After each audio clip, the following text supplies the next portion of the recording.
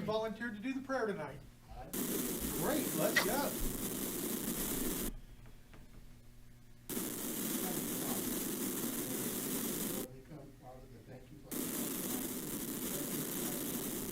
Yes, Lord, that you lead this message and the work.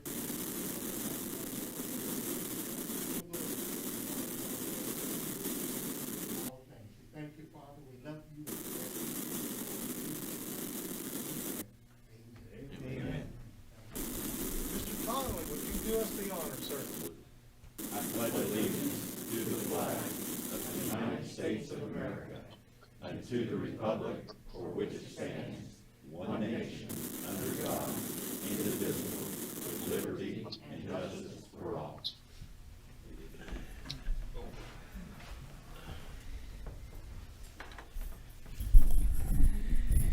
Before we go into the public forum this evening, we are going to have a public hearing for the second reading of the ordinance approving, creating, and establishing a tax increment financing district in the city of Vienna. I see by the sheet up there that no one has speak at the public hearing. Mark, is there anything on the checklist or anything that we have to do? We're here to take comments from the public, and since no one has signed up, then I guess we won't have any more for the public hearing. When we get into the actual agenda this evening, it is one of the items on our agenda, and so we will deal with that at that time. All right? So, having said that, then, Adam, would you do me a favor and give me the clipboard, the piece of paper that says public forum, please?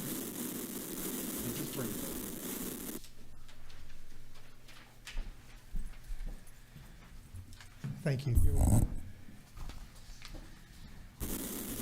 All right, so under public forum this evening, and before we get started, let me just say that Mr. Leach is with us this evening. He's under the weather, but he wanted to participate. So, Jim, are you still there? I am. Okay, great. You can hear us? Yes, I can hear it fine. Your timing's excellent. Kathy, please remind me. Didn't want to call on voice vote anybody. tonight. Okay. All right. So under public forum this evening, Mr. Greg Frazier is first on the list.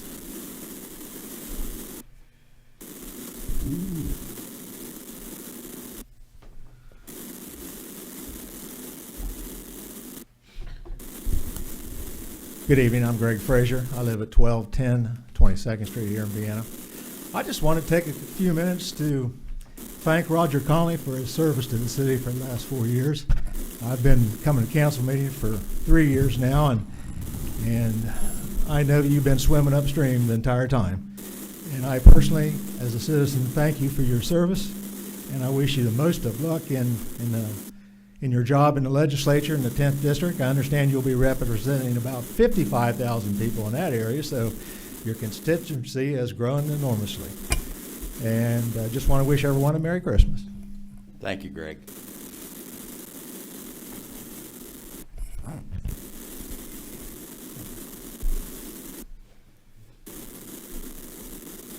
Kim Williams.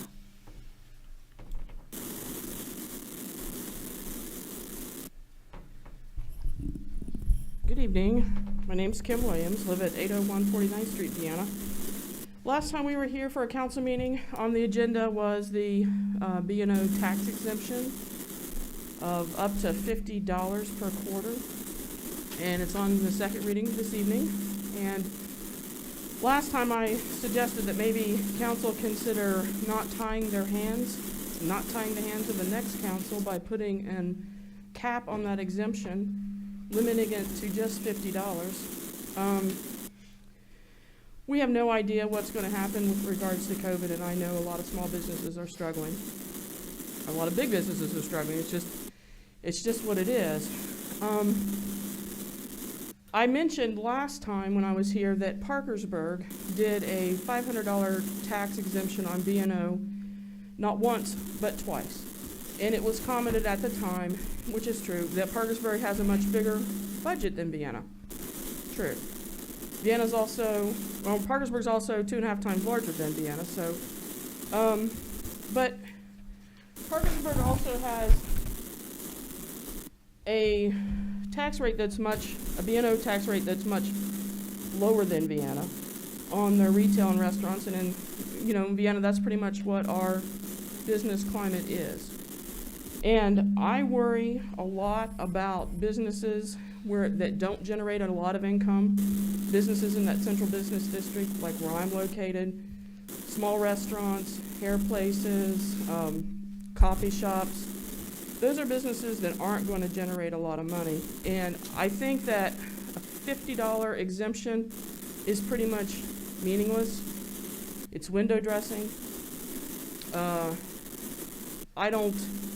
I think that should be left open so that we can determine later down the road what appropriate steps that we can take to help our small businesses. We have very limited tools in which to help our small businesses. And I know the mall is here this evening, and of course they're putting the final touches on the TIF. They're gonna end up getting over the $3 million tax break, which is great. The mall generates a lot of income for the city. We're grateful that the mall is here. But what about the small businesses?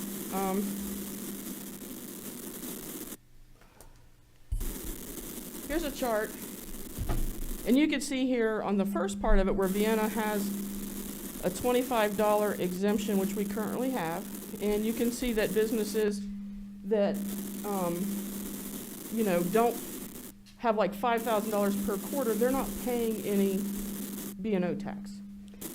But as an example, if we would do what Parkersburg did and offer a $500 exemption, you can see down there where I've highlighted that in yellow, the businesses making $125,000 per quarter would not pay any B&O tax.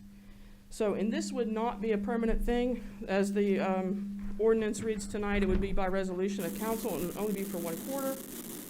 I think this is a really easy thing to fix tonight, and it's just to cross out the $50 exemption.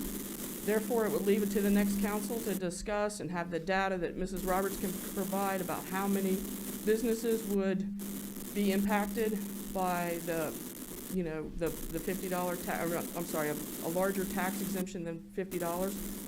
So I hope council will consider amending that tonight to not tie their hands and tie the hands of the next council.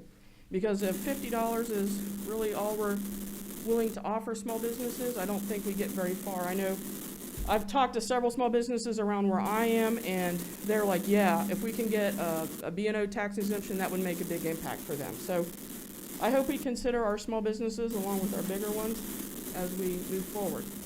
Thank you very much for your time this evening.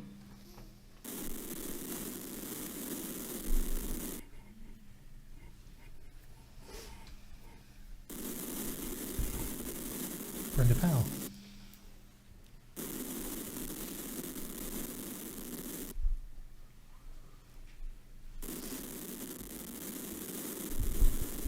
My name is Brenda Powell, and I live at 1409 31st Street, Vienna. Thank you so much for having the opportunity to speak this evening. I wanted to comment about the story walk down at Spencer's Landing. I think it's a wonderful thing to have, and that the library gave the donation for that, and and it was all really, it's really nice to be able to have that for the public. I just have something else I wanted to bring up about, and then I'll get it to commenting about everything as a whole. I noticed that about a moratorium that has been placed regarding tiny houses and things of that sort also that has come about. And basically with that and what's going on down at Spencer's Landing, between these things, I have a concern in the fact that where is council at with all of these things, with both of these things? They haven't been involved. It seems like that, like with what happened down there at Spencer's Landing, it just popped up. Nothing before council, no, not even the donation coming before council, nothing. It's just like that, and then this moratorium just popping up, nothing coming before council. The thing is that council as a whole is a body. No one person is supposed to be making decisions. It's supposed to be the whole council. And I have an issue with that, in the fact that things that do happen and have happened in those instances, that needs to change. And the fact that things need to come before council, whether or not that, you know, especially if it's something with this moratorium that maybe it's an emergency or whatever, have a meeting, emergency meeting, pull everybody together, whatever it takes. But still, council as a whole needs to operate, and, you know, that's my thought on it. But I just thought I'd, you know, come before council and mention these things. And I am glad to see something done down at Spencer's Landing. I really do feel, though, that the public, I don't know when it's going to happen, maybe you can work out something in regards to a, not so much a poll, but maybe have something on the webpage of the city to where that people could have a form or something that people could actually fill out and send back into the city to give ideas of what they'd like to have done down at Spencer's Landing. Because of the COVID and not being able to have large meetings and things of that sort, that might be something to think about. But I do feel that at some, you know, things are going to start happening down there. It'd be nice to get some ideas from the public. So I appreciate it. Thank you so much.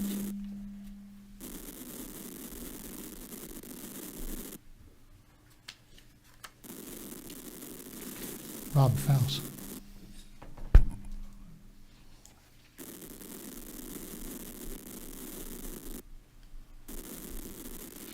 My name is Rob Faust. I'm a local business owner here in Vienna, live on Grand Central Avenue.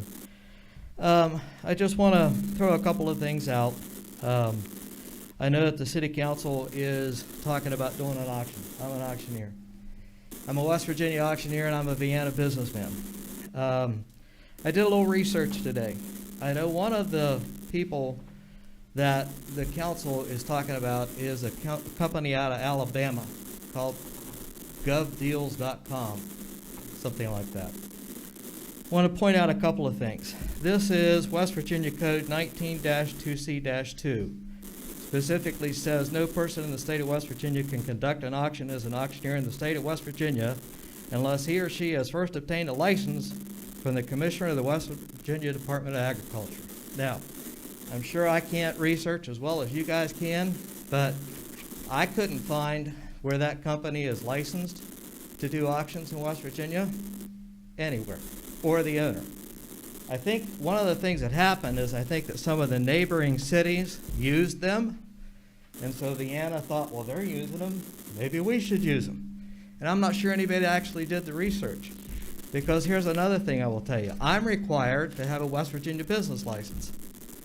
They don't have a West Virginia business license that I can see. I'm required to have a Vienna business license. They don't have a Vienna business license from what I can see. So I decided to look at what's actually going on with Parkersburg, and I wondered if anybody actually took the time to see. Now, in my conversations at a finance committee meeting, I think you guys have got some very high quality merchandise, and you're very concerned about what kind of money that's going to bring. This, I think you can see it. Here's an example of what Parkersburg's selling. Now, there's 7 days left on this auction, and they don't have a bid on it yet. It says in the description that this vehicle has a broken frame. There are 4 vehicles that look about like that Parkersburg's selling. I don't think that's the same kind of auction that the city of Vienna is really wanting to have. So, the other thing that you have to keep in mind is that this is a company, if anybody would just Google them, govdeals.com, I think is the name of it. They have a 1.3 out of 5 Better Business Bureau rating. They have complaints all over the place about them. So, here's what I would say. They advertise to cities that they don't charge you anything, they're just going to charge a 12.5% buyer's premium. But what they don't tell you is, you as the city, every time somebody calls and wants to look at something you're selling, you have to go show that in 24 hours. No limit to how many times you gotta go do it. You gotta handle the pickup. You gotta take the pictures.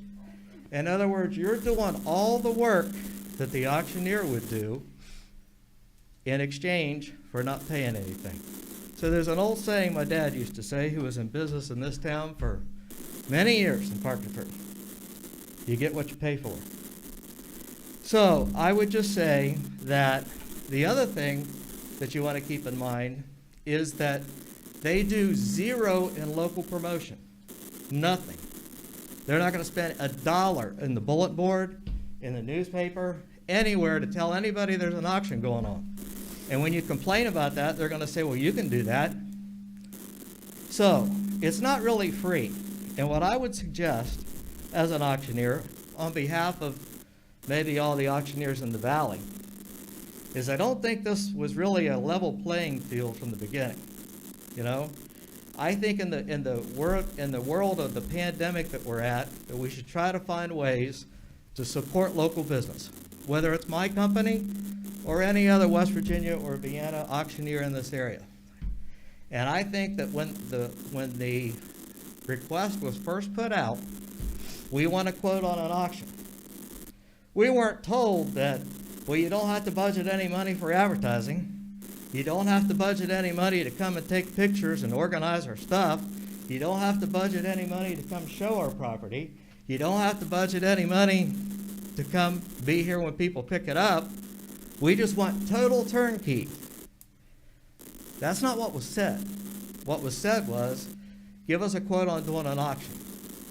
And I think the professional auctioneers in this valley did that. And now I think you've got an Alabama company trying to swoop in here with no licenses. I'm sure they have a way around it, right? I'm sure they figured that out. But I don't think it was a level playing field. I think my suggestion would be, this is a terrible time of year to have an auction anyway. It's the holidays. My suggestion would be, take a step back, put a true RFP together. This is what we want to have happen. This is what we're willing to do as a city, and this is what we want you as an auction company to do. Be clear about it, and then give the local businesses a chance. Don't send this money to Alabama when we're struggling to keep our local businesses afloat. That's all I got.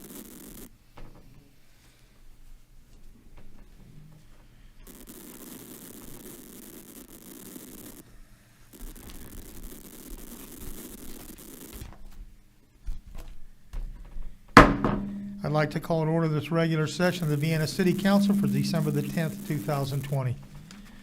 Let the record reflect that I've taken roll this evening with us, Mr. Elam, Mr. Bibby, Recorder Smith, Councilman Conley. Councilman Leach is joining us by phone. Having a quorum, we will proceed.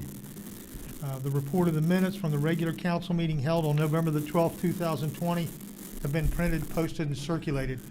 Are there any corrections to the minutes? If there are no objections in the minutes, will stand approved as posted. The report of the treasurer is included in your packet this evening. You'll notice when you look at this that the numbers are very well, very nice. We've accumulated some large sums in some of our accounts, and so the city is very solvent and all our bills are paid.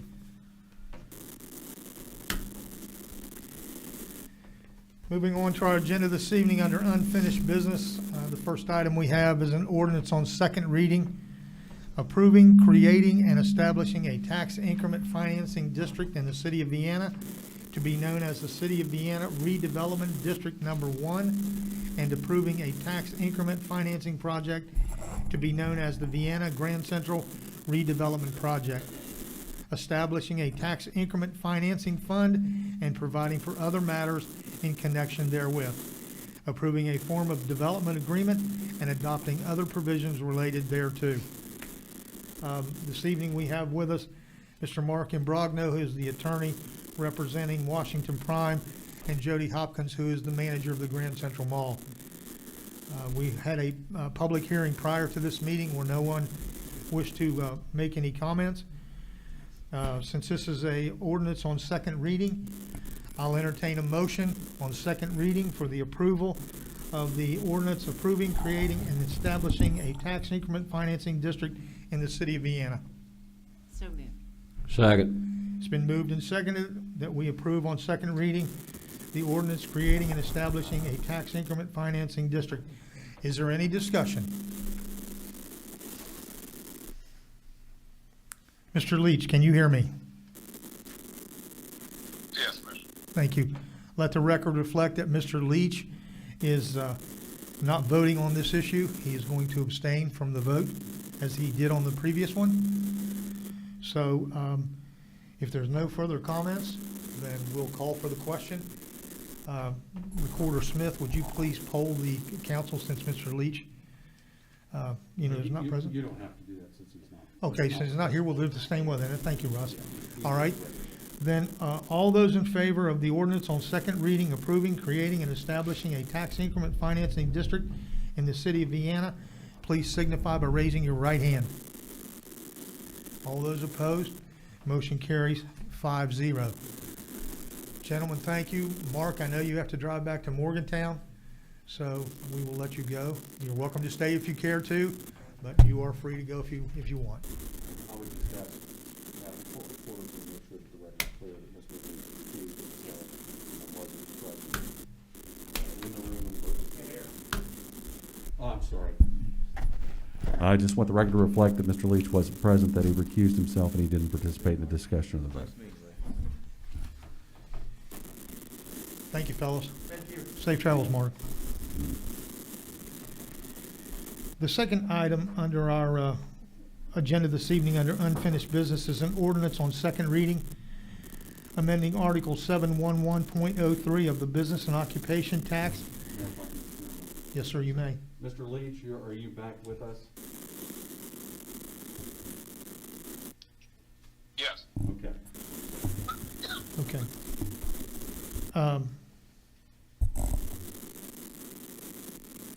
Okay, so on second reading, on an ordinance on second reading, amending Article 711.03 of the Business and Occupation Tax, adding a procedure to allow council by resolution to increase or decrease business and occupation tax exemption amounts for an individual specified quarter.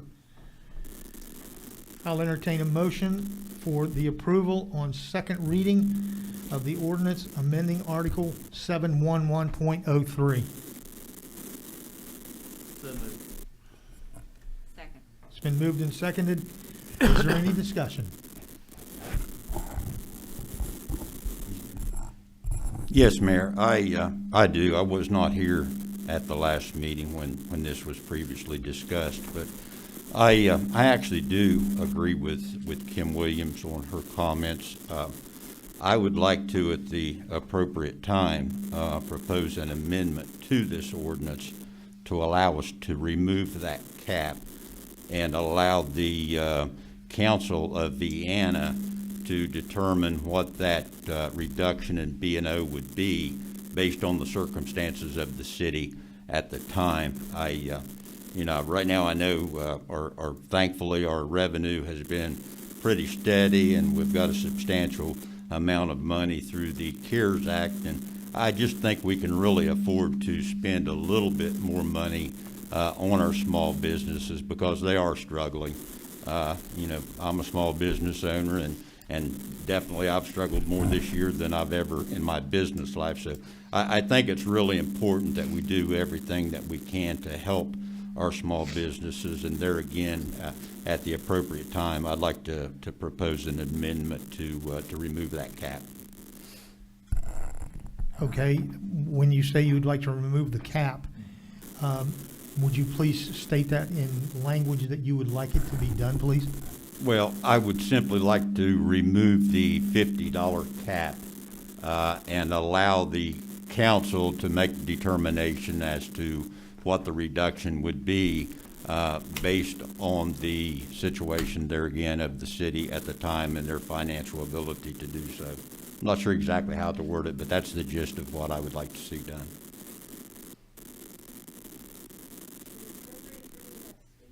It will be in 1 minute. Okay. I want to make sure I do this right, Roger. You're asking to remove the language that specifies the dollar amount? Yes, the maximum of $50 is what I'm asking that be removed, and allow the council to make determination, like, Kim spoke, and I'm not proposing right now that number's $500, but whatever that number is be determined by the council, and then not be subjected to a cap of no more than $50. Okay. But you're not proposing that forward, Roger, in a form of amendment tonight? Yes, I am. Okay. Because we're at a second reading, so yeah, I would like to propose that we amend that to remove the cap of $50. So the amendment is essentially, you're moving to amend paragraph 1 to read, council may by resolution increase or decrease the $25 per quarter exemption as the amount of tax computed under this article to an amount to be set by council by resolution at the time that, or whenever council decides to change it. Yes, something to that. So we would still have to set that amount. Sure. And you could set it at But- $50 if you chose to do so, but you could also set it at $200 if you chose to do so, based on the financial ability for the city to do that at the time. Let me stop you a minute, Roger. Greg, can you still hear us? I turned that down so we're not getting so much back feed. I'm able to hear. You're okay? All right, so, okay, all right, go ahead. All right. So, did that answer your question? Okay, so, Roger, there's an amendment on the floor to remove the $50 amount and have council set that. Yeah, and I'd like to make that as a motion if that's appropriate. It is, that's fine.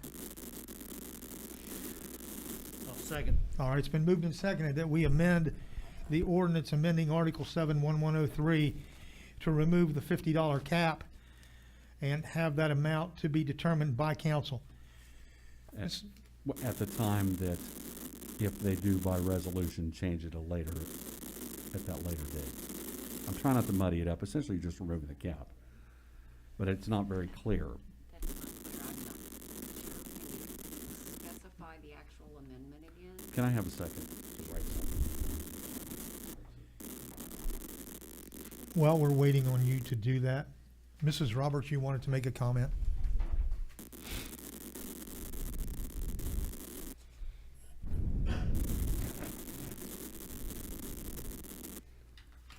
So we are at December 12th, and the tax returns will leave this office. I believe the date is December 29th when they go out. So I have to have a software person change my exemption amount. And so I need to be able to tell them what that exemption amount is. So the timing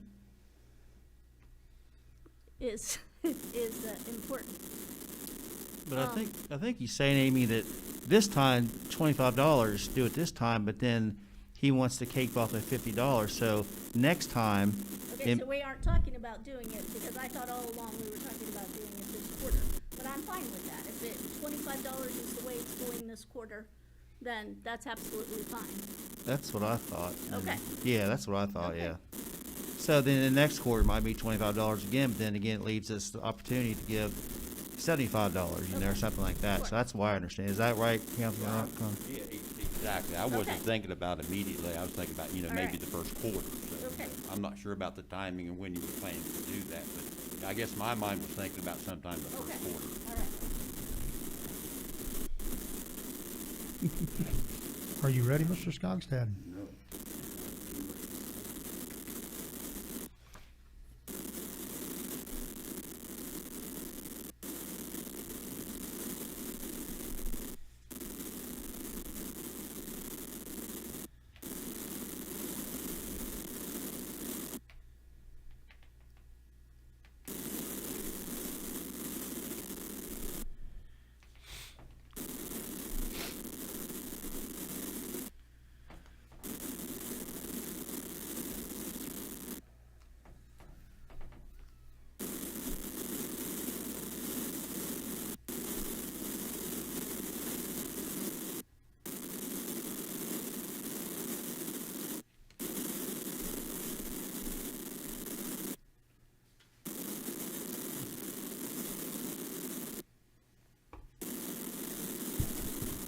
I say something else while he's finishing that up? Yes, sir. You know, and to further what you was talking about, Amy, you know, none of us knows what's gonna happen with COVID. I mean, we may get into the first quarter and find out that every restaurant in Vienna is shut down and, you know, there's nothing that we can do. You know, I just simply want the opportunity for council to be able to determine that at the time that it may come up.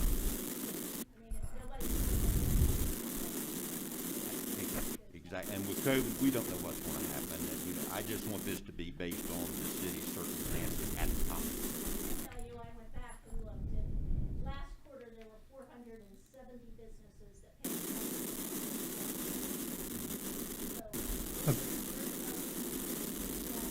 $100 in Vienna. Per quarter or per year? Per quarter, thank you. The exemptions.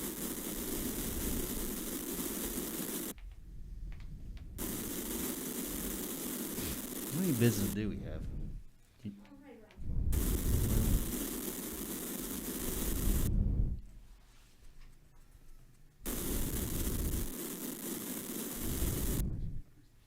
around.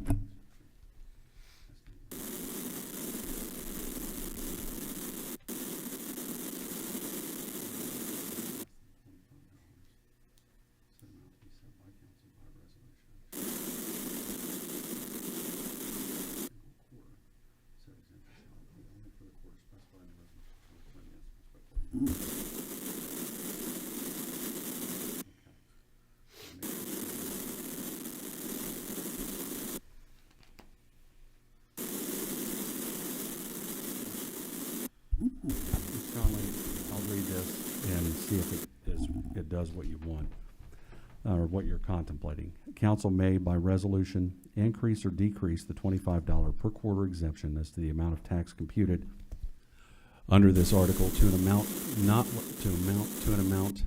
less than $25.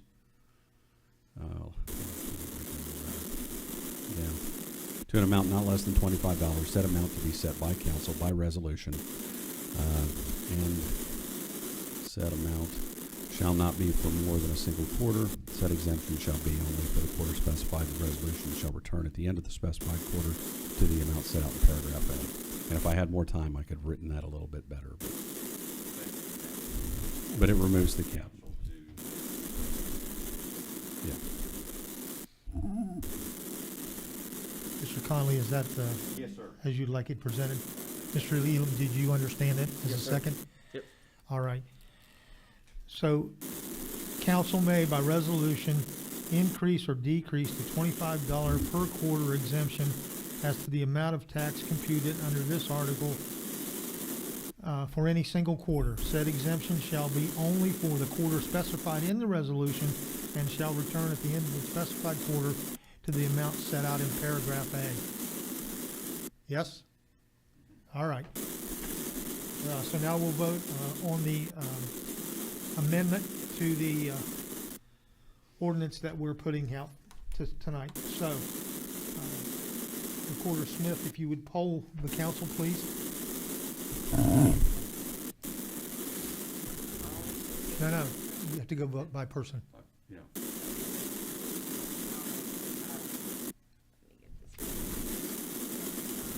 Yes, I vote in favor of the amendment.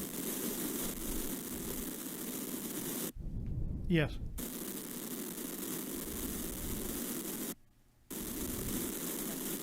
Yes.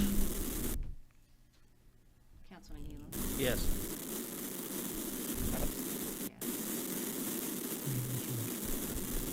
Councilman Leach? Councilman Leach? Yeah. All right. So the amendment passes 6-0. So, this is an ordinance on second reading, amending Article 7113.711.03 of the Business and Occupation Tax, adding a procedure to allow council by resolution to increase or decrease business and occupation tax exemption amounts for an individual specified quarter. Is there any further discussion? Hearing none, then I'll call for the question. And now you have to do it again.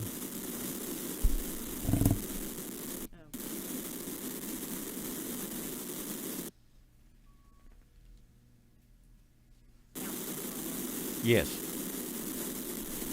Mayor Rapp, Yes. Councilman Bibby, Yes. Councilman Elam, Yes.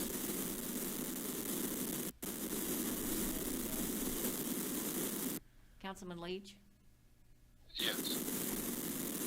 Okay, so it passes 6-0. For the next quarter, Amy, it will be the $25 exemption.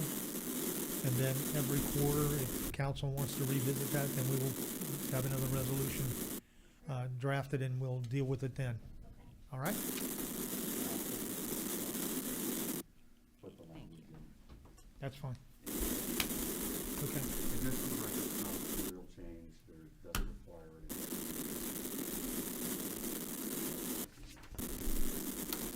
Okay, moving on to new business. The first item on our agenda this evening is a resolution for the Consolidated Annual Performance and Evaluation Report. Tony Tiano, please.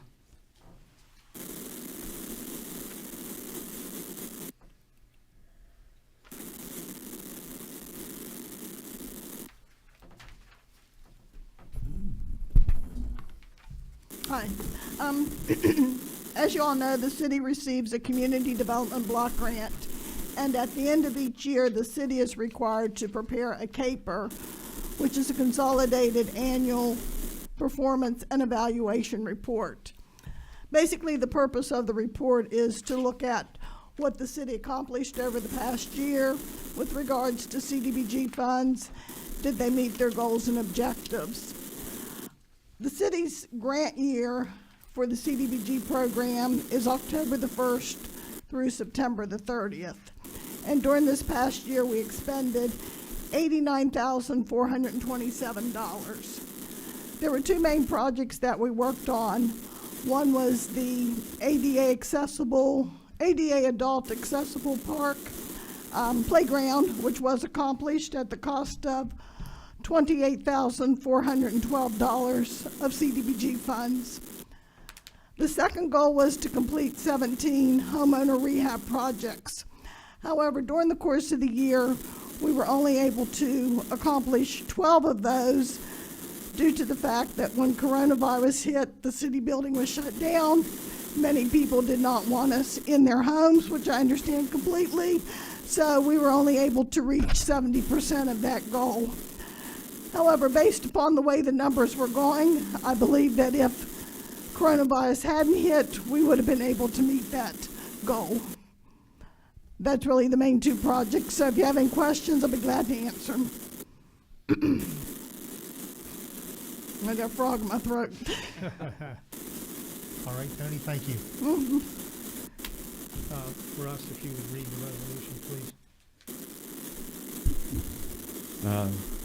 Be it resolved by the City Council of the City of Vienna, West Virginia, that the attached Consolidated Annual Performance and Evaluation Report, CAPER, for the city's Community Development Block Grant for the period of October 1st, 2019 to September 30th, 2020 be approved as attached. This document is being adopted following the completion of the necessary public notices and public hearings. I'll entertain a motion for the approval of the resolution approving the CAPER for this year. So moved. Second. It's been moved and seconded that we approve the report on the CAPER. Is there any further discussion? Hearing none, I'll call for the question then. No, I won't. Mrs. Smith, would you please poll the council?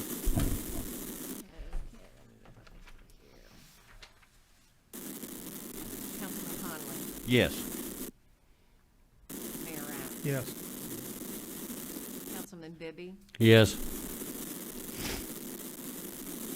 Councilman Elam, Yes. Recorder Smith, yes. Councilman Leach, Yes. Okay, it passes unanimously. This document will be in the repository at the library as soon as Tony gets it executed, and then it will be down there for public review if any of you all want more information. Tony, thank you very much for all the work that you do for the city. There's so much paperwork, it's overwhelming. Oh, boy. So anyway, thank you very much. no, we did. Okay, the next item on the agenda this evening is a resolution appointing Brandon Turner to the Vienna Board of Parks and Recreation. Be it resolved by the Common Council of the City of Vienna, upon recommendation of the Recreation Association, that Brandon Turner, a resident of the City of Vienna, is hereby appointed to the Vienna Board of Parks and Recreation to serve a full regular 3-year term beginning January the 1st, 2021. In the event council does not desire to appoint Brandon Turner to the board, the Recreation Association recommends Jeanette Hart, a resident of the City of Vienna, to be appointed to the Vienna Board of Parks and Recreation to serve a full regular term. The way that our ordinance is drafted, when you submit a name, you have to submit a backup name. So that is the reason why that both of the names are listed on there. The recommendation from Parks and Recreation is to appoint Brandon Turner to the board. I'll entertain a motion for the approval of the resolution appointing Brandon Turner to the Vienna Board of Parks and Recreation. So moved. Second. It's been moved and seconded that we approve the resolution appointing Brandon Turner. Is there any further discussion? I just have a comment, Mayor. Quite often we're voting on these appointments to these boards, and just as a suggestion, I think it would be nice if when we're going to act on an individual that maybe they be present at that particular meeting, so those of us who don't know the individuals might have an opportunity to meet them. So I know you can't force or make them come, but I just think it would be nice to be able to do that if possible, just as a suggestion. Yes, sir. I agree with you wholeheartedly, Roger. I personally don't know Brandon Turner, but I do know that the people that are on the board are an outstanding group of volunteers, and they've put this forth. Mr. Elam, any comments from you? No, and that's something that as councilman, if you want to meet some of these people, I mean, we need to go more than just our meetings we're assigned to. And it'd be nice. I know Brandon's been very active with Vienna Rec. If you've talked to some of the people, like I say, this comes from a board, like say, with Mr. Bibby, you've never attended. You've never asked me questions about the individual. So I invite you, if you don't know a person, whatever else, ask me or come to a meeting. So I definitely want to give that guidance to you. So yeah, it's a name that we all came up with, active in the community, and what kind of the person that the Vienna Parks and Board Rec needs. Well, I don't doubt at all his commitment and capabilities. I just thought that it was just a suggestion for the folks that don't know these individuals. So. Okay. Any other council comments? All right. Yeah, I do, Mayor. Yes, sir, Jim. Yeah, I think that, when we get these board appointments, that probably something that would be as helpful as anything would be a little bio. Because, for example, depending on where the appointment is,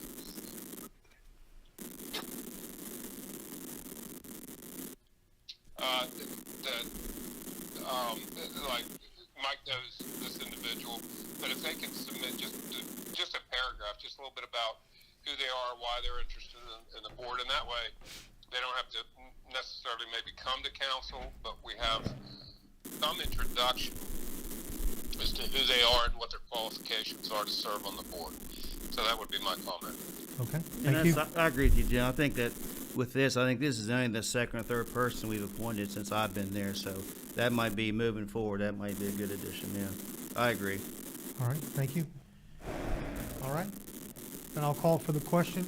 Recorder Smith, would you poll the council, please? Councilman Conley, Yes. Mayor Rapp, Yes. Councilman Bibby, Yes. Councilman Elam, Yes. Recorder Smith, yes. Councilman Leach. Yes. All right. The appointment is approved unanimously. I have to say that I'm sorry that the gentleman that served on the board is stepping down. Mr. Chuck Knopfsinger is without a doubt one of the finest men I've ever met in my life. His leadership and guidance over the years for our youth has been unmeasurable.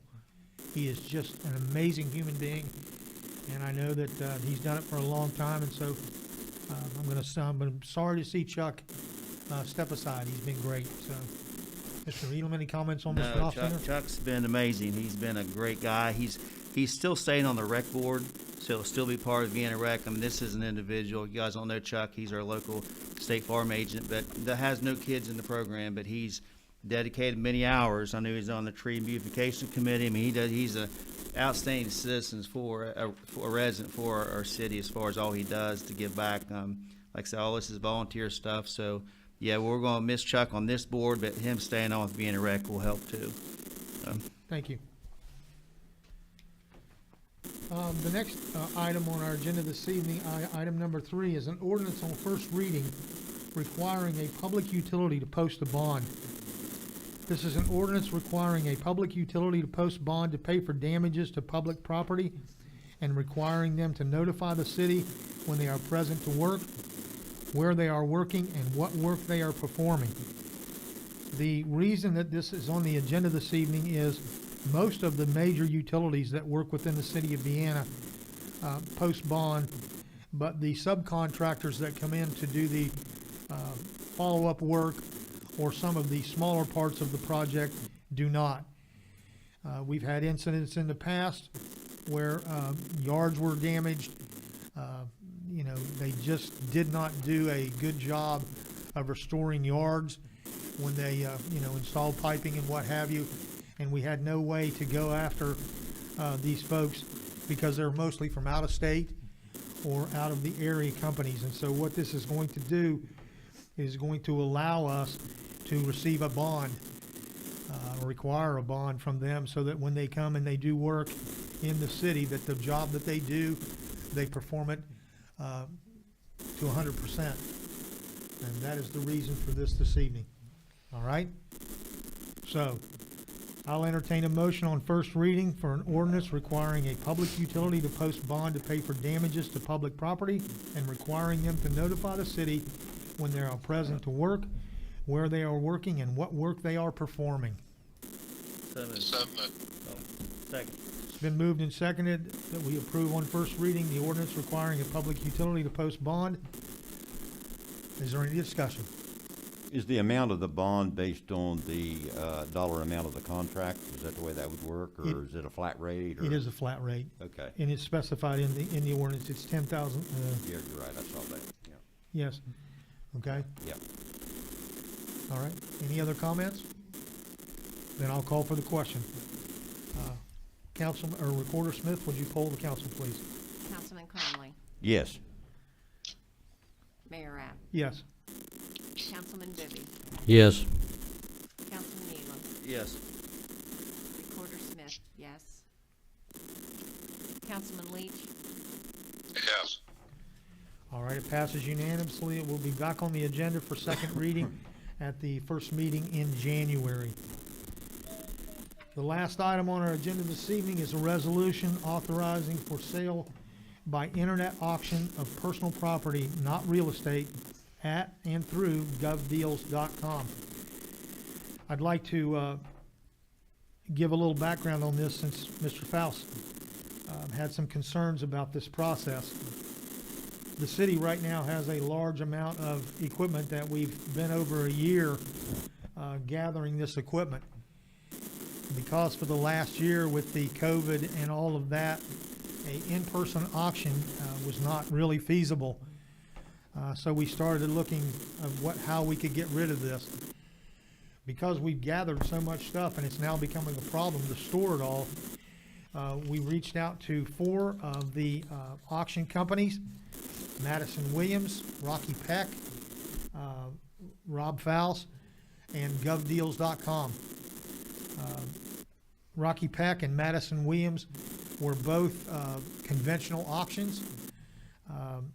Madison Williams city for a flat rate of $700, plus $100 for a secretary to log the information in.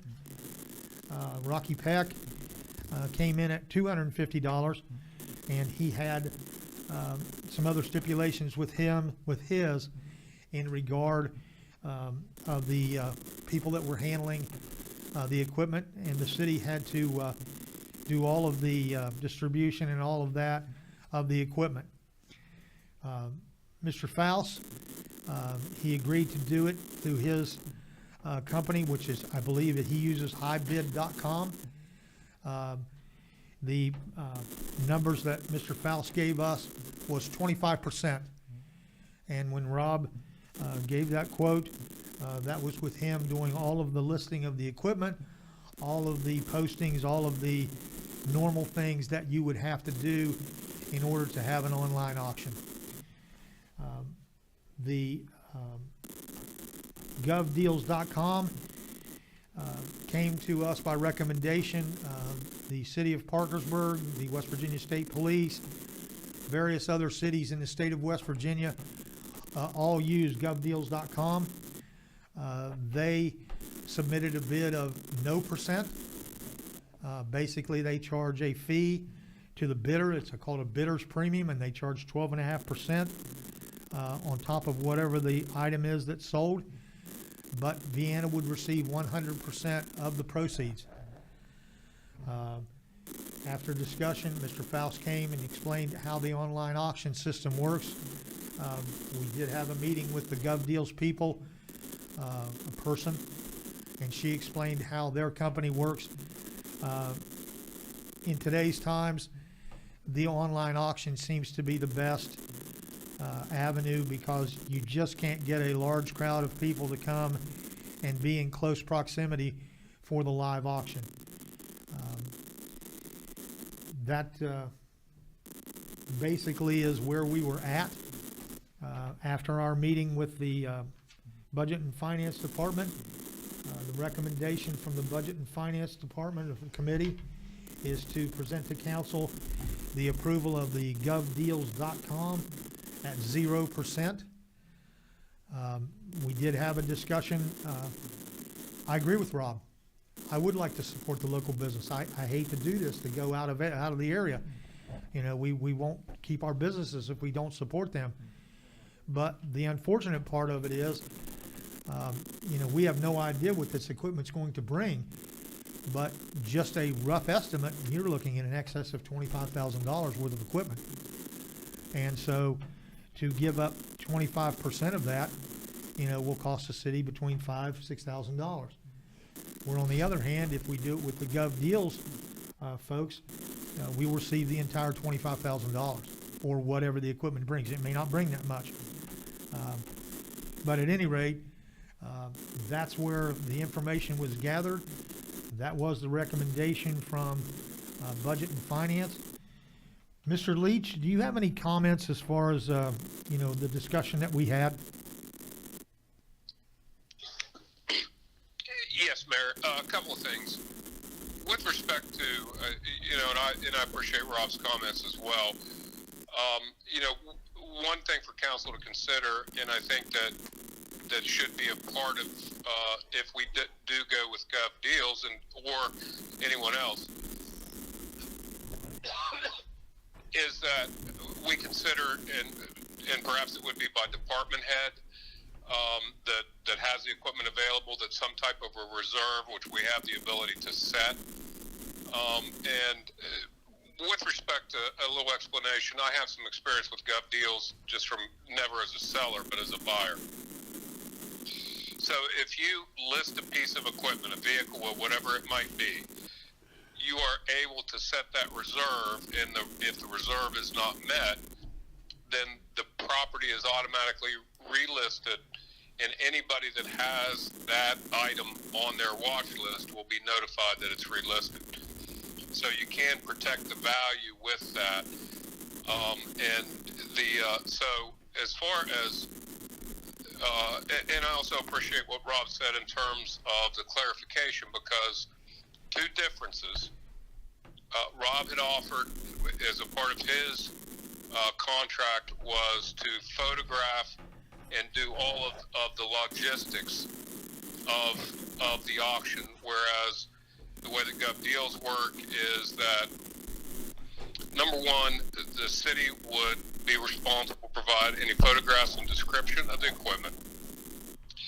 but then the Gov Deals terms and conditions apply with respect to the responsibility to pick up the equipment, and their terms are pretty stringent. In other words, the city doesn't have any responsibility to prep, pack, ship, anything. It's a responsibility of the buyer to make all arrangements within 10 days of the any award, if in fact they bid over the reserve.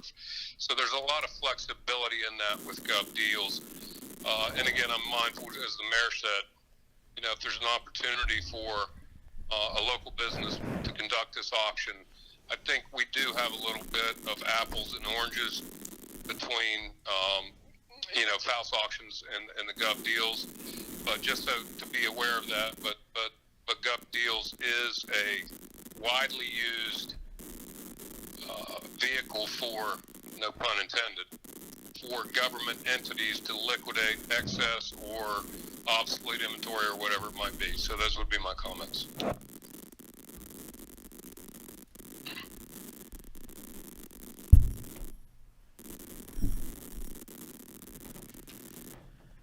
Okay, having said all that, I'll entertain a motion for the approval of the resolution.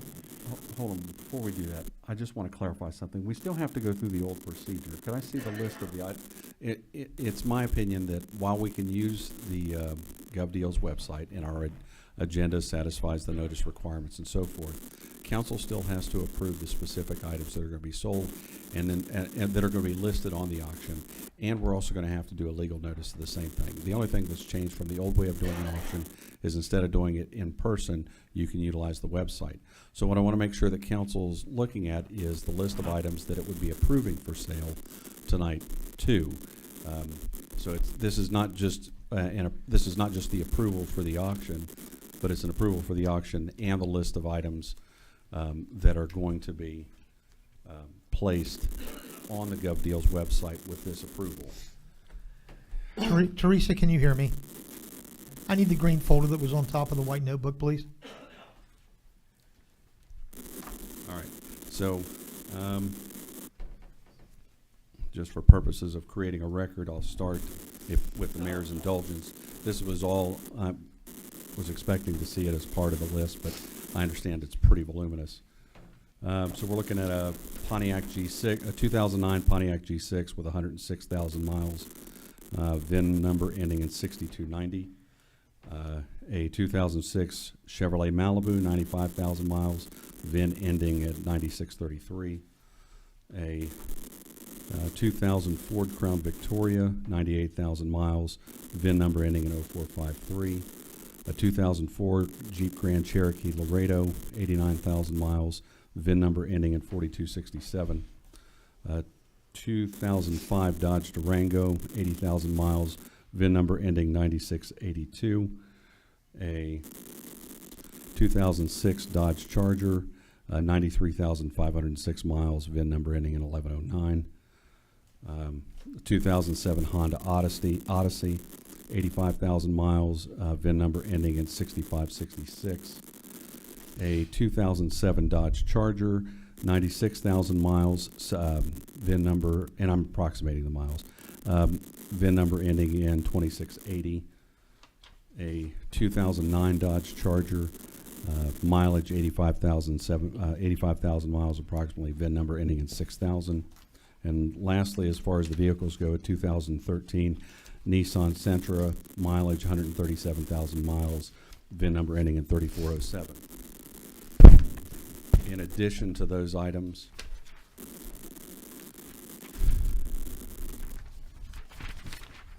council would be approving for sale, and I'll put them up on the overhead so everybody can see.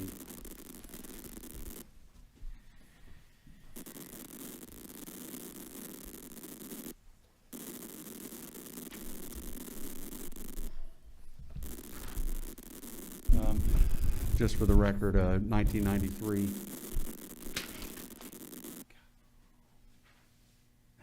can either breathe or you can see, but you can't do both. 1993 John Deere tractor, and it's under miles and hours, 5,545. VIN number ending in 154W. A 2008 Mercury, 70,000 miles approximately, VIN number 0859. GMC 2500, 2006, VIN number 6704, 71,000 miles. Ford Escape 2008, 46,000 miles approximately, VIN number 6475. A 1987 air compressor, model serial number I85G PO2 WFO, and a hydraulic hammer, model serial number H-3XA 56616. This last list would be also the items that council would be approving to be placed on the website. A 6-foot finishing mower, 61-inch turf tiger mower, 48-inch Ferris mower, a large John Deere with 3 mower decks, 2000 Crown Vic, 107,000 miles, 2003 GMC 3/4 ton truck dump bed, 109,000 miles, 2003 Dodge Dakota, 108,000 miles, a 2000 two-wheel drive green mule, 6-foot field groomer, a 5-foot drag box that's damaged, dog warden box for the truck, and a 2004 white Dodge Mariner used by event planning. So those are the items in addition to the vehicles that were listed that would be placed. If you want me to leave them up, I can do that. Council would, in addition to approving the sale on the GovDeals website, these are the items that council would be approving to be sold and would have to be added to the legal notice that'll have to be advertised later.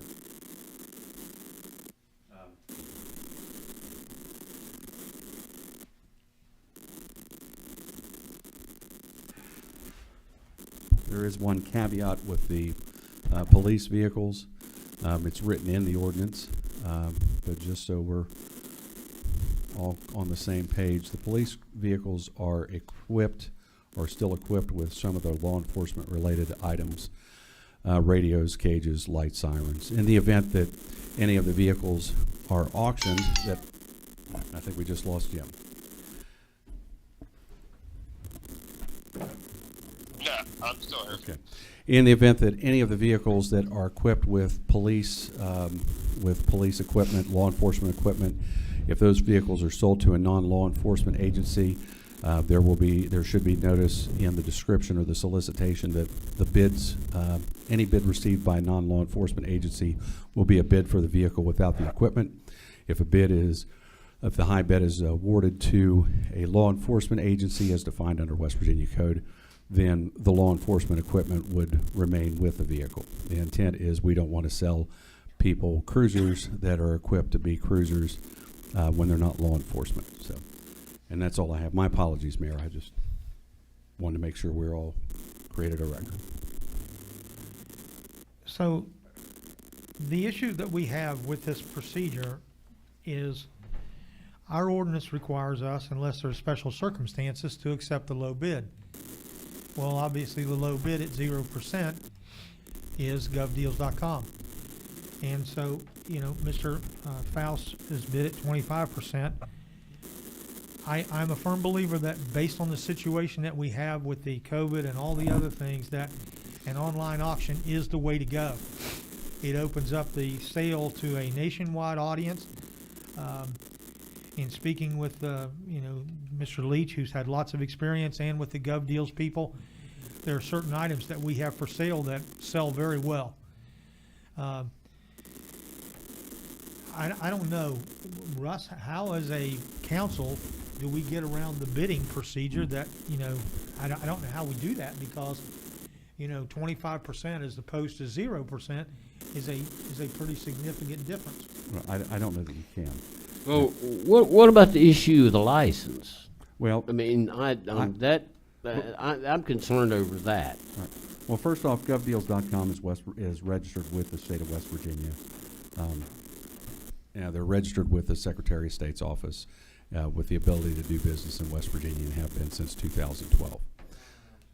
Well, as far as the auctioneer's license goes, I don't know the answer to that right now because the state of West Virginia doesn't have an index that one can search to check. But before we entered into an agreement, the city can't enter into an agreement with a provider that isn't in comport with West Virginia law. So one of the questions we would have to ask before we even went to the GovDeals website or through them is, are they fully licensed appropriately to do business in the state of West Virginia?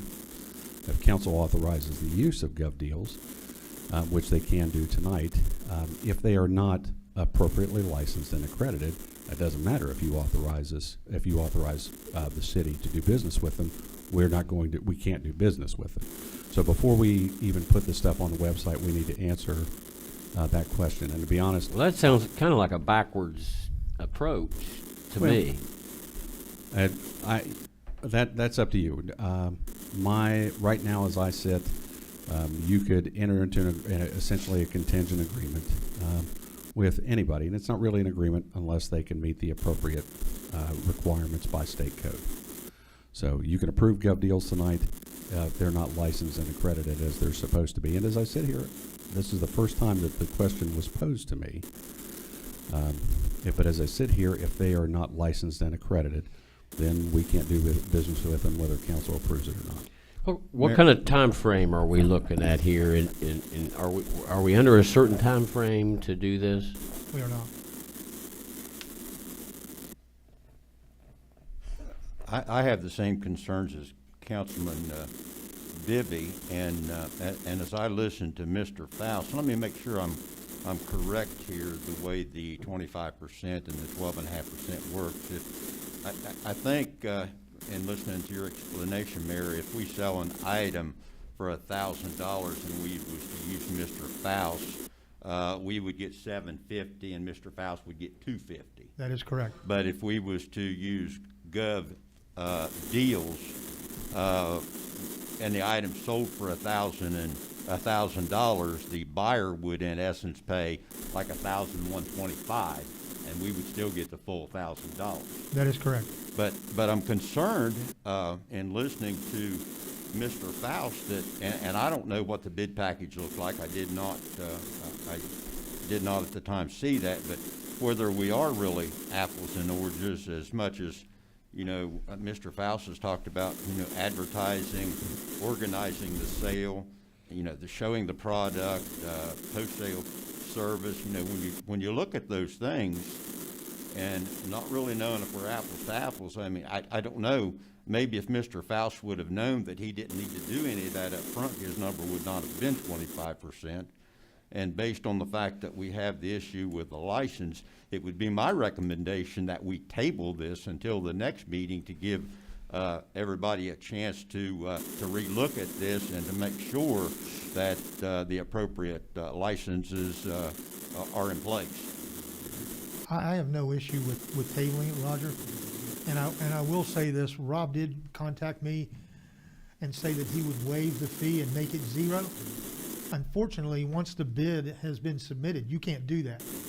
Because once you know everybody else's bid, you can't come back and resubmit it. Now, we can throw it out and go back out for a whole new, we don't have to accept any of these proposals. We don't, okay? And as Mr. Bibby alluded, you know, we're on no time crunch. We've had these things sitting around, okay?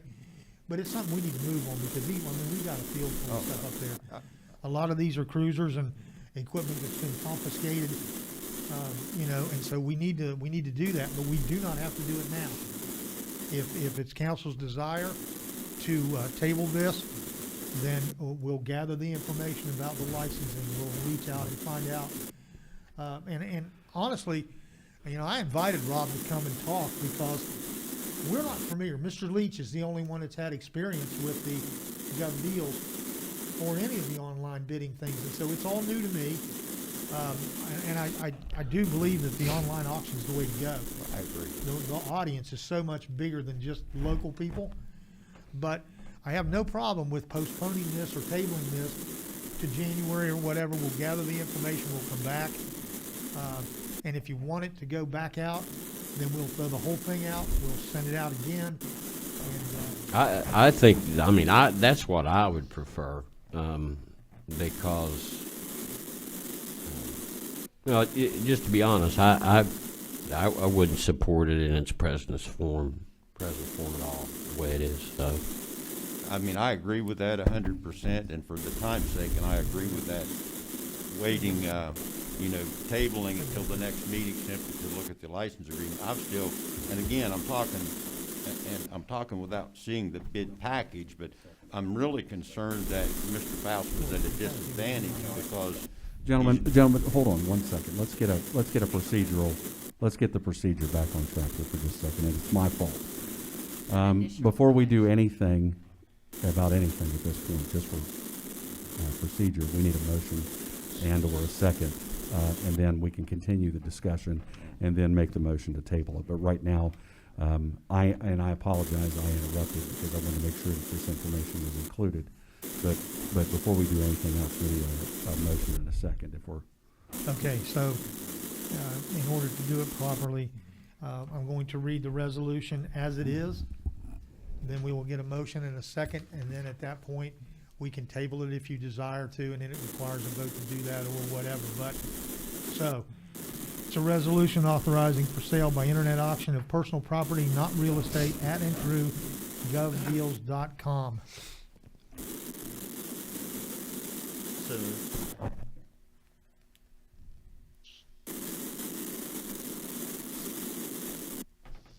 Second. It's been moved and seconded that we approve the resolution authorizing for sale by internet auction. Is there any discussion? Yeah, yeah, go ahead. good. I guess my thoughts at this time would be just to put it out for rebid, and I think that would be a prudent thing to do. There again, I don't know what the bid packet looked like, but, you know, when you look at, and I'm repeating myself, but when you look at all of the things that Mr. Faust included in his bid process and comparing that to government deals, it appears to be a big difference. And there again, when you look at that and then the potential license issues, you know, if we just simply table this thing, we come back sometime in January, and maybe at that time we end up throwing it out for rebid. So it would be my suggestion, based on what I have heard and seen here tonight, that we just throw out the bid and immediately put it out for rebid. I would agree with that. Well, hold on, Mr. Conley has raised two issues. One is, and I'm sorry. That's fine, if you'll let me explain it, okay? If that's your opinion, then what needs to happen is we need to vote this down. When we vote this down, then we're going to have an auction, one way or the other. We have to get rid of the equipment, all right?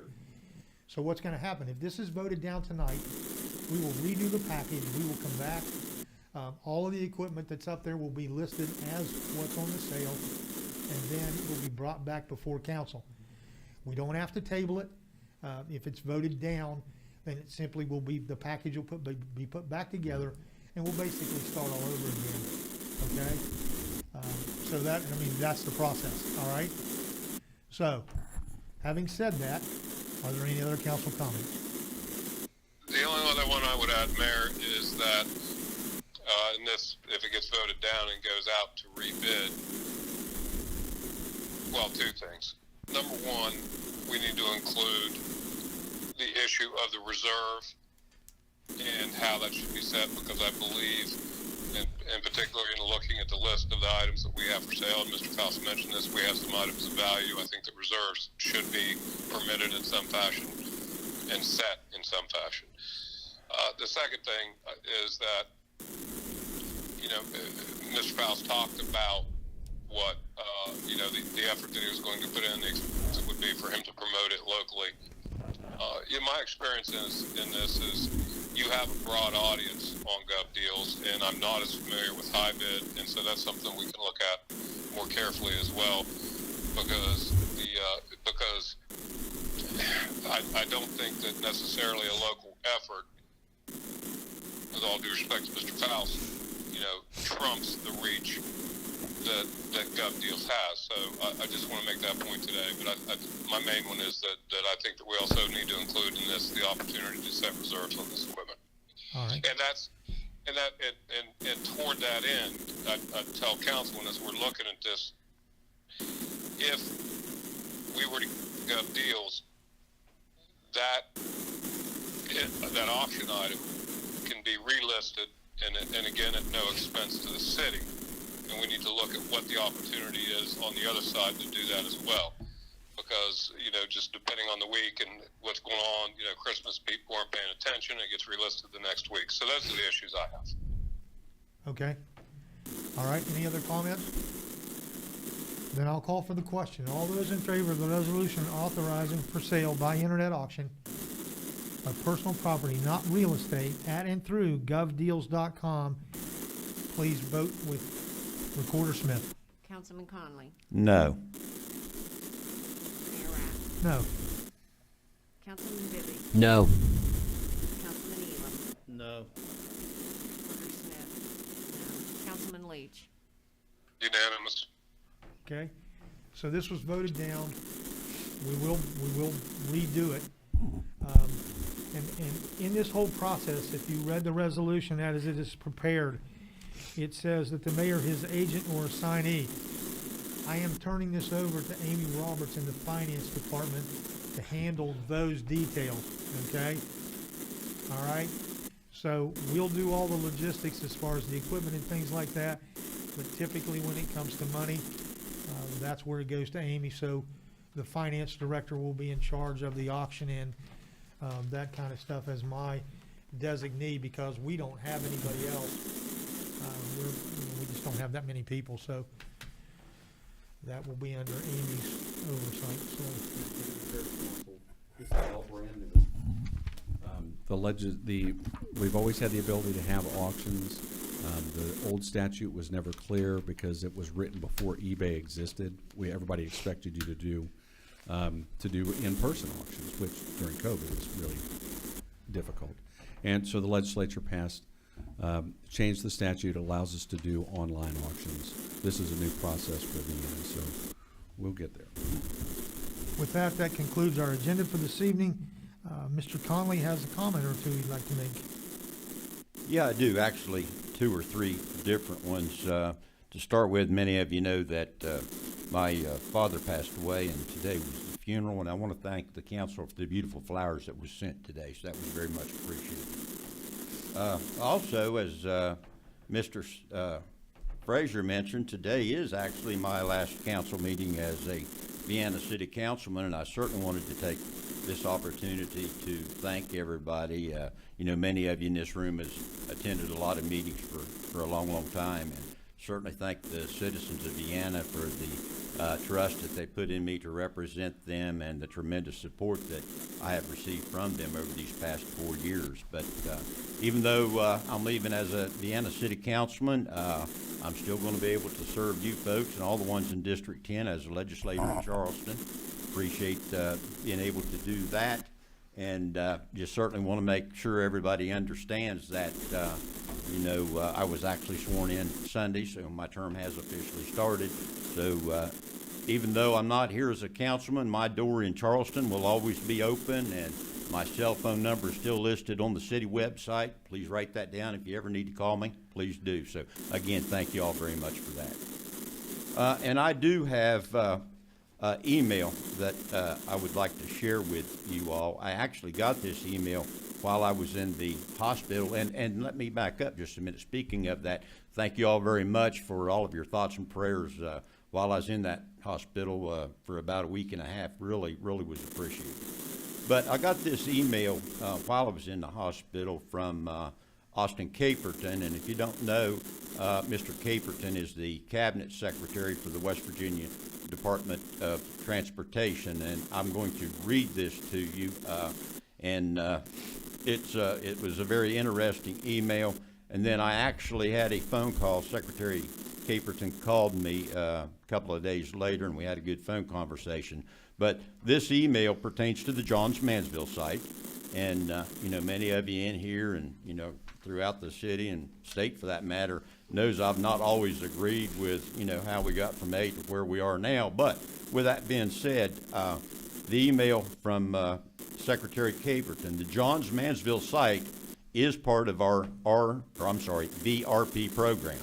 The site is divided by First Avenue in Vienna, with a Riverside parcel to the west and the production parcel to the east. The Riverside parcel was once a parking lot and a small dump for the Johns Mansville glass site until the mid-1970s.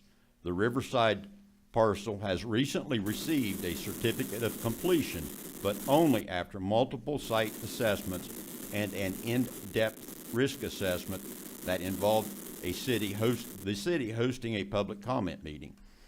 Groundwater was not a concern at all, as all contaminants results had shown to be under the industrial standards. The main driver of the Riverside parcel was an excess of surface arsenic that was present on the site, and all the areas of arsenic surface soils were defined with extensive sampling. The areas that were not able to be excavated must maintain the existing concrete cap to limit access to the contaminated soils. Any remaining soils were excavated and buried on site in accordance with DEP regulations, creating an engineered controlled soil cap. This area was surveyed and is shown in the land use covenant. The Riverside parcel has a land use covenant that allows for recreational use, but limited residential use of the site. I know that the public meeting, many constituents felt as if the city should have never purchased the site and it was a burden on the taxpayers' dollars. Other talk about rumors of buried drums at a depth and location. It would later be determined that this was not even possible due to the proximity to the Ohio River, as the waters would have easily overtaken drums buried at a 75 plus feet less than 35 feet from the shore. Also, it is important to note again that this site had a fairly extensive groundwater network, and the site did not have any exceedances or contribute to groundwater impacts. The only COC was impacted water that is tied to the PCE plume from the dry cleaner due west of the property. Then he goes on to talk about the production parcel to the east was the main facility tasked with creating glass spun insulation. The site had associated furnaces and equipment the like. The main structures were tore down to recycle the steel materials. This work also required certified contractors to remove the asbestos containing panels from that site. We have a lot of concrete left on site, and we have taken soil samples as well as some groundwater samples to date. We are continuing sampling, trying to establish some seasonal viability to make sure we are being proactive and accurate in addressing any possible risk. It is important to note that this parcel is still under site investigation. I feel it is important to note also that some of this parcel site, and I thought this was encouraging, that some of this parcel site actually meets residential standards, while the other sections will need a land use covenant to restrict residential use. And again, this site is still under investigation. And that's the end of the email, but again, Secretary Caperton called me probably a week after he sent me this email. We had a very, very long conversation, and he assured me that they were doing everything in their power to move that forward, to get it to a conclusion.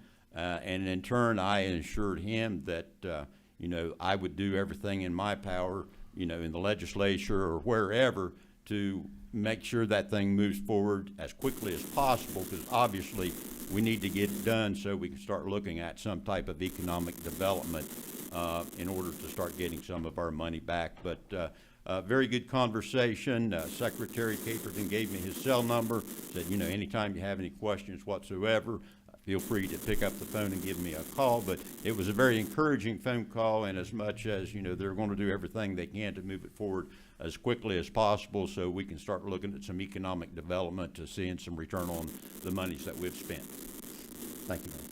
All right. Any other council comments this evening? Well, then I have a couple. Mr. Conley, this will be our last evening to sit with you at this table. Yes, it will. And, it's funny. Over the last 4 years, we've had several discussions about different topics. And it's funny. I've known you for probably 35 years, long before we ever got to council. Okay? Yep, sure does. And so, some people think that just because you and I disagree on things that we don't get along, or I don't like you or whatever. It has nothing to do with that. You see things from a different perspective than I do on certain things, and, you know, I don't think anyone can argue about your passion for things. This afternoon, I had an opportunity to review an old council session from a while back, and I have to admit, when I sit here at this desk, I've got things going on, and I sometimes don't pay as close attention to the things that go on when you're speaking. And I have to say, you impressed me today because of the questions that you asked, and you had done your homework. You were right on top of it. And so, as you go to the legislature, I am sure that you will find your niche down there, whether it's in transportation or whatever they choose to put you in. But I believe what you said, that you won't forget us. Absolutely not. And so, as you go down there on your new career, I wish you the best. Thank you, sir. And, you know, so having said that, it's also my sad duty to say that after 35 years, Mr. Bruce Rogers will no longer be part of the city council. Bruce was a very dedicated person, no matter what he did. The time that he spent at the Vienna Senior Center was incredible. And the time that he worked with the kids in the park and all of the programs that he had a hand in, Bruce Rogers, he's just a worker. That's all I can say. And, you know, it's a shame, you know, that Bruce is, you know, getting up in years, but that's the way it is. And so the people of Vienna benefited for 35 years from his contributions, and he will be missed. And having said that, I'm going to embarrass Kathy Smith, which she'll get mad at me, but too bad. You know, she's got 20 years of sitting at this desk. 20 years. And to dedicate 20 years of your life to the citizens of Vienna and being as involved as what she has been over the years. Kathy, you know, wish you the best of luck, and your life will calm down a little now. No, yeah. You won't have nearly the paperwork to do that you've had in the past, but at any rate, you know, what I would like to do is, if you all would join me, I would like a round of applause for both of these.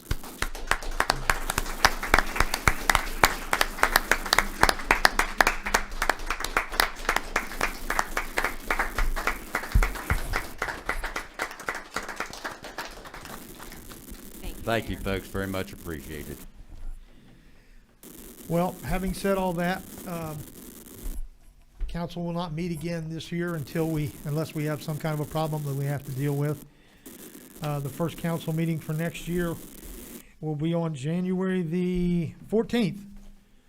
And so, having said that, I wish you all a Merry Christmas. I hope you all stay safe and try not to lose your patience with all of the things that are going on in our world right now. It's hard on everybody. So, having said that, meeting adjourned.